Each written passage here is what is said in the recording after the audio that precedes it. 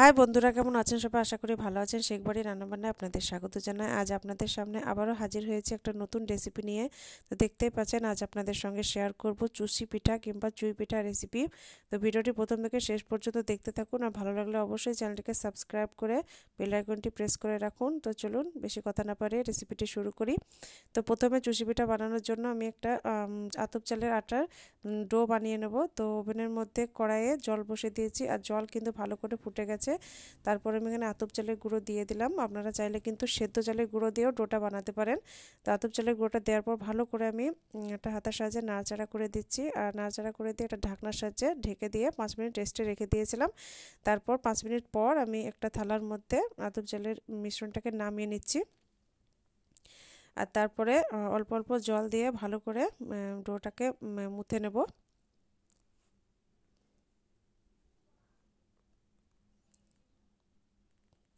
তো দেখতে পাচ্ছেন অল্প অল্প জল দিয়ে ভালো করে আমি ডোটাকে মুথে নিয়েছি, আর ডোটা ঠিক এরকম হয়েছে। এখন ডো থেকে ছোট ছোট লেচি কেটে নেব। তো ছোট ছোট লেচি কেটে নিয়ে এরকম করে আমি একদম সুতোর মতন একটা লম্বা আকার দেব।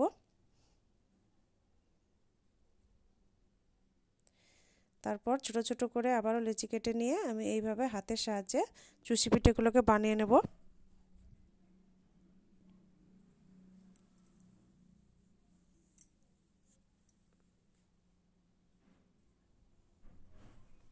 তো দেখতেই পাচ্ছেন কিভাবে বানিয়ে নিয়েছে, আপনারা এইভাবে বানাবেন। আর চুষি পিঠা করতে কিন্তু একটু সময় বেশি লাগে। তো সব চুষি পিঠাগুলোকে আমি এইভাবে বানিয়ে নিয়েছি।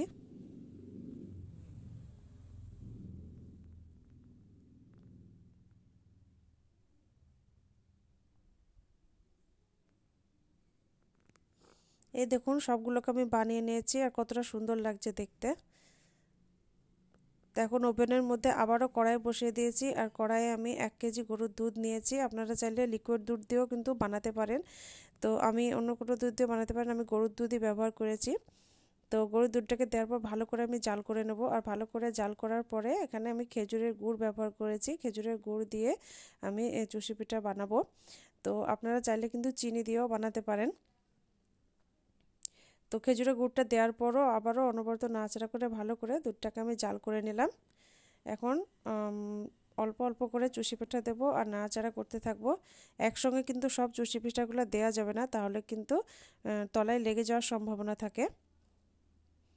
তো অল্প অল্প চুষি পিঠা দেবো, আর অনবরত নাড়াচাড়া করে আমি 5 থেকে 7 মিনিট সময় নিয়ে রান্না করে নেব।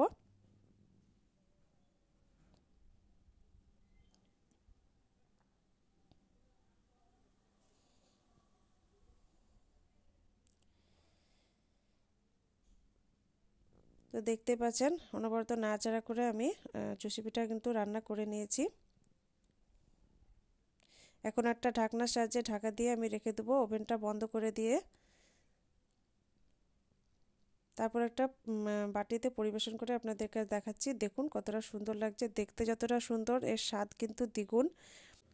আশা করছি আমার রেসিপি আপনাদের ভালো লাগবে। ভালো লাগলে অবশ্যই লাইক কমেন্ট শেয়ার করবেন, আর রেসিপিটাকে বেশি বেশি করে শেয়ার করবেন, আর চ্যানেলটিকে অবশ্যই সাবস্ক্রাইব করে বেল আইকনটি প্রেস করে রাখবেন, যাতে নিত্য নতুন ভিডিওর আপলোড সবার আগে আপনাদের কাছে পৌঁছে যায়। সবাই ভালো থাকবেন, সুস্থ থাকবেন। আজকের মতন বিদায় নিচ্ছি, দেখা হবে পরবর্তী ভিডিওতে।